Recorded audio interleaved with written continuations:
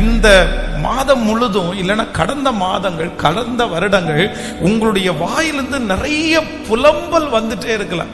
ஜபத்துல உட்கார்ந்தா ஆண்டவருக்கு நன்றி சொல்லவே முடியல, புலம்பல் தான் வருது. ஆண்டவரே, அதெல்லாம் என்ன பண்றது, இதெல்லாம் என்ன பண்றது, இதை நான் என்ன செய்ய பண்றது? ஆனால் கர்த்தர் இன்றைக்கு தெளிவாய் உங்களோடும் என்னோடும் பேசுகிறார்.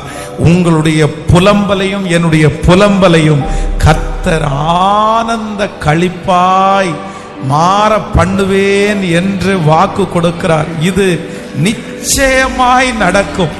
கர்த்தர் உங்களுடைய வாயிலிருந்து அந்த புலம்பல்களை மாற்றி போடுவார்.